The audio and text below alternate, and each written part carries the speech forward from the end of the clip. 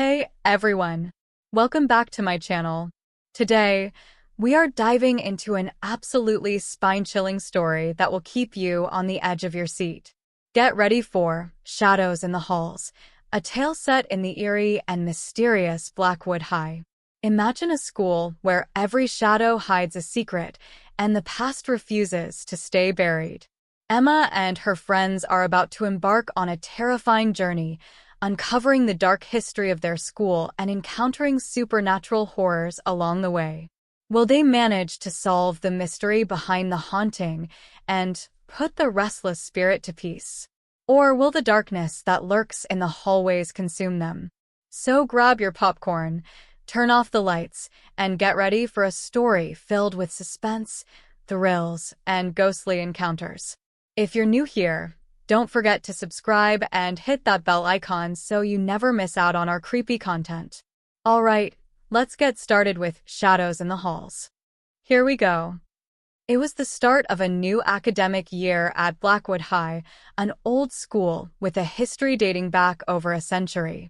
The building itself was a mix of Gothic and Victorian architecture, with tall, narrow windows, intricate stone carvings, and a bell tower that hadn't rung in decades. New students, including Emma, a bright and curious 16-year-old, were excited yet apprehensive about their first day. Emma had just moved to the small town with her family. Her parents had bought an old house nearby, drawn by its historical charm. She was a bit nervous about starting at a new school but was determined to make new friends and excel in her studies. As she walked through the front doors of Blackwood High, she couldn't shake the feeling that she was being watched. The hallways were filled with students, but something felt off. The air was heavy, and shadows seemed to move just out of the corner of her eye. She shrugged it off as first-day jitters and made her way to her first class. During lunch, Emma befriended a group of students: Lucas, a tech-savvy kid with a passion for ghost stories, Sarah, an aspiring journalist, and Mark, a star athlete with a knack for solving mysteries. They sat together in the cafeteria, sharing their thoughts about the school's creepy atmosphere. "Have you guys heard about the old locker?" Lucas asked, his eyes gleaming with excitement. Sarah rolled her eyes. "Not this again, Lucas. It's just a story." "No, it's real," Lucas insisted. "They say locker 109 is haunted. If you open it at midnight, you'll hear whispers from the other side." Mark chuckled. "Sounds like a bunch of nonsense. But I'm up for a little adventure." Emma, intrigued by the story, agreed to join them that night to investigate. As midnight approached, they snuck into the school, their footsteps echoing through the empty halls. The darkness seemed to press in around them, and the once familiar hallways took on a sinister appearance. When they reached locker 109, Lucas took a deep breath and opened it. At first, there was nothing unusual, just an empty locker. But then, faint whispers began to fill the air, growing louder and more insistent. Emma's heart raced as she realized they were not alone. Suddenly, the whispers stopped, and the locker door slammed shut with a deafening bang. The group jumped back, startled. They looked around, but the hallway was empty. Sarah pulled out her phone and began recording, hoping to capture any evidence of the paranormal.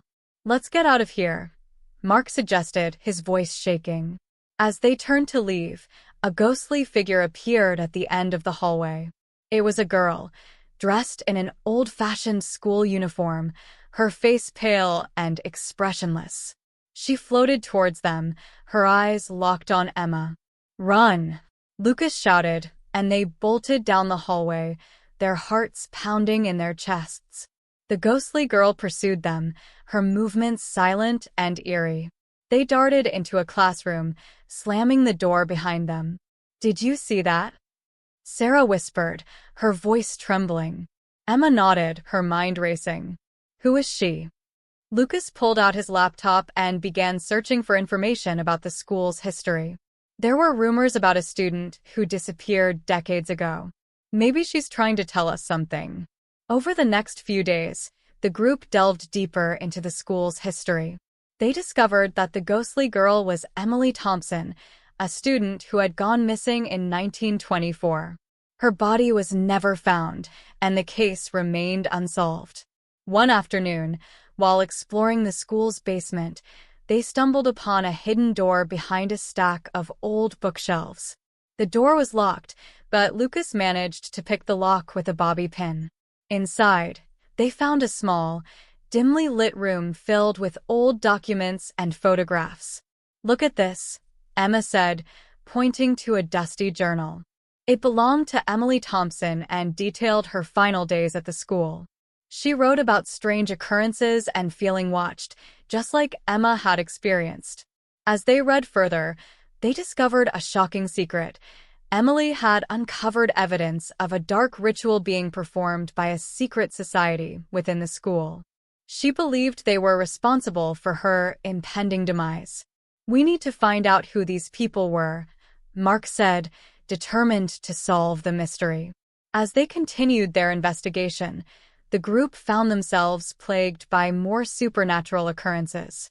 They heard footsteps echoing through empty hallways, saw shadows moving in the corners of their vision, and felt cold drafts in rooms that should have been warm.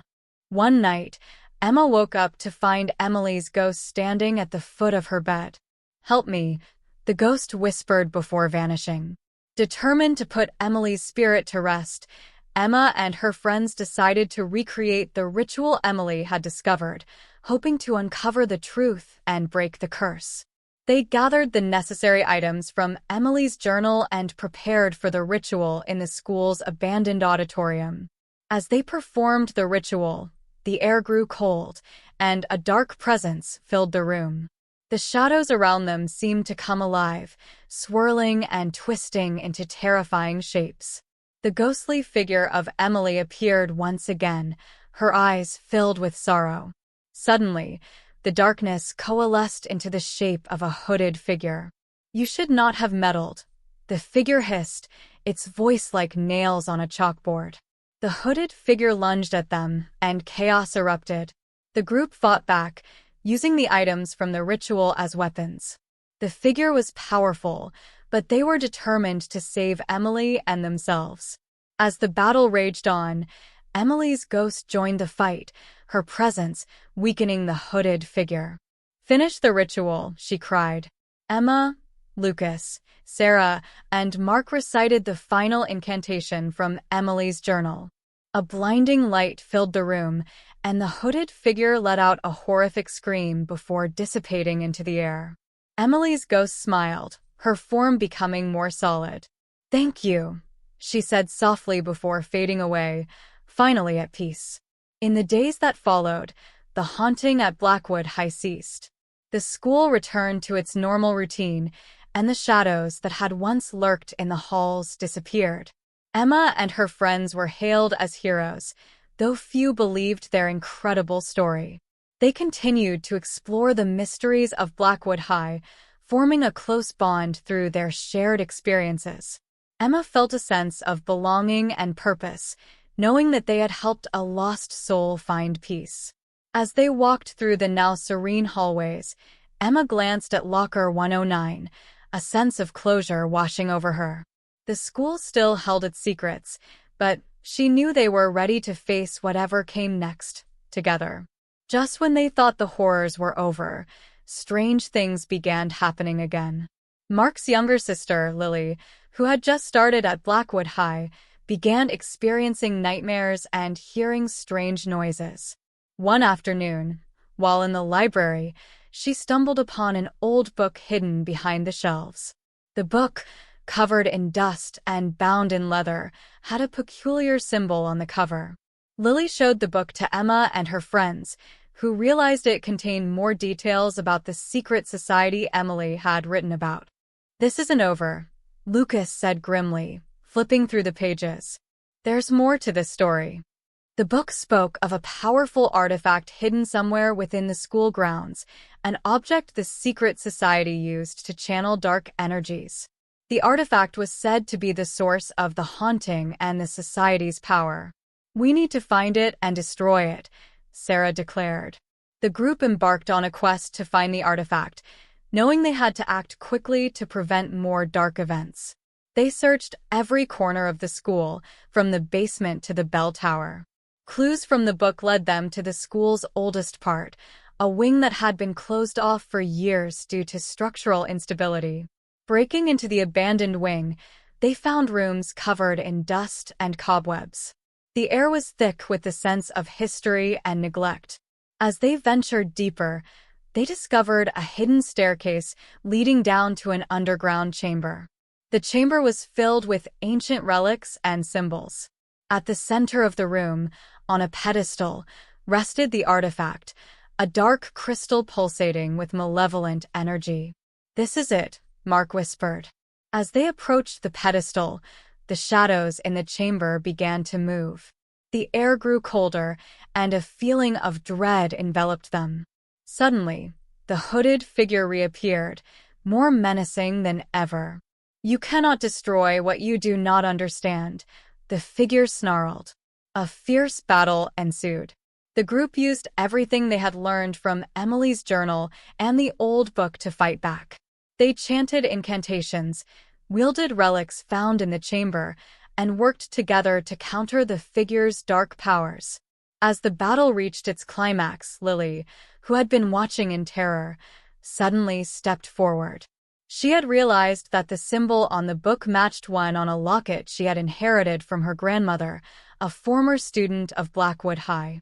The locket, when combined with the crystal, began to glow with a pure, white light. Certainly, here's the continuation of the story from where the hooded figure appears. The hooded figure lunged at them, and chaos erupted. Emma, Lucas, Sarah, and Mark scrambled to defend themselves against the dark entity. The figure's presence was overwhelming, and it seemed to draw strength from the shadows that danced around them. The ritual items, candles, charms, and ancient relics had been gathered in haste, but they were their only hope. Lucas grabbed a silver dagger from the ritual kit and swung it at the figure. The blade gleamed with an eerie light, but the figure swatted it away effortlessly. Sarah held up a charm engraved with protective runes, its glow flickering as the figure drew closer. Mark tried to use a ritual chant from Emily's journal to repel the entity, but the words seemed to lose their power in the face of the hooded figure's dark aura. "We have to hold it off," Emma shouted, trying to maintain her focus. She could see the distress in Emily's ghostly eyes, which had now appeared beside them, her form flickering with every heartbeat. Emily's ghostly form seemed to stabilize as she pointed to a specific symbol on the floor of the auditorium. "The final incantation," Emily whispered, her voice barely audible over the cacophony of the dark energy. "It must be recited precisely." With renewed determination, Emma and her friends followed Emily's guidance. They positioned themselves around the symbol, focusing on the last incantation from Emily's journal. Emma began to recite the words aloud, her voice steady despite the fear gripping her. As they spoke the final words, a blinding light erupted from the symbol on the floor, engulfing the entire auditorium. The light seemed to burn away the darkness, and the hooded figure let out a horrific scream that echoed through the chamber. The shadows twisted violently as the figure was consumed by the light, its form writhing in pain. The auditorium shook, and the ground beneath them trembled. The figure's scream grew louder, a sound of pure agony, before suddenly cutting off as the dark entity was banished. The light slowly faded, revealing a now serene and tranquil space. The oppressive atmosphere that had once filled the room was gone. Emily's ghost, now more solid and peaceful, smiled at Emma and her friends. "Thank you," she said softly. "You have freed me and put an end to the darkness." In the days following the confrontation, the haunting at Blackwood High ceased. The once eerie and foreboding atmosphere had been replaced with a calm and welcoming environment. Emma and her friends were hailed as heroes by those who knew of their bravery, though the full story remained a secret to most. Emma felt a sense of accomplishment and relief. The school had returned to its normal routine, and the shadows that had once lurked in its hallways had disappeared. Locker 109, once a symbol of fear, was now just an ordinary locker. The bond between Emma, Lucas, Sarah, Mark, and Lily grew stronger through their shared experience. They continued to explore the mysteries of Blackwood High, forming a close-knit group that was always ready for an adventure. One evening, as the sun set over the school, Emma and her friends gathered in the library. The old book they had found, along with Emily's journal and the items from the ritual, were now safely stored in a special cabinet they had created. They knew that Blackwood High's history was rich with secrets, but they also knew that they were ready to face whatever came next. Despite the peace that had settled over Blackwood High, strange occurrences began again. Lily, Mark's younger sister, who had just started at the school, began experiencing unsettling dreams and hearing inexplicable noises. She often found herself feeling watched and saw shadows moving in her peripheral vision. Lily, clutching a locket she had inherited from her grandmother, stepped forward. The locket bore a symbol that matched the one in the chamber. As she held it up, the locket began to glow, its light merging with the power of the artifact. The combined energy created a radiant beam that struck the hooded figure. The figure screamed in agony, its form disintegrating under the intense light. The crystal on the pedestal shattered into 1,000 pieces, and the dark energy dissipated into nothingness. With the artifact destroyed and the hooded figure vanquished, Blackwood High was finally free from its dark past. The school's atmosphere returned to normal, and Emma and her friends were celebrated for their bravery. The shadows that had once haunted the hallways were gone, leaving a renewed sense of peace. Emma, Lucas, Sarah, Mark, and Lily continued to explore the mysteries of Blackwood High, their bond strengthened by their shared experience. They knew that the school's history was filled with secrets, but they also knew that they were prepared to face whatever challenges lay ahead.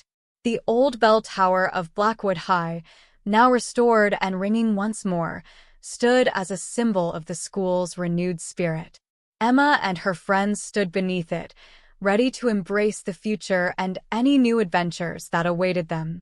As they walked through the now serene hallways, Emma felt a profound sense of accomplishment and belonging. Blackwood High had become more than just a school. It was a place where she had found friends, faced fears, and made a difference. The legacy of Blackwood High lived on, a reminder of the courage and friendship that had overcome the shadows in its halls.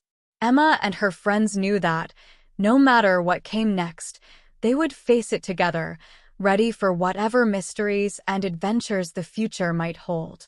The story concludes with a sense of closure and hope as Emma and her friends look forward to a future unburdened by the shadows of the past.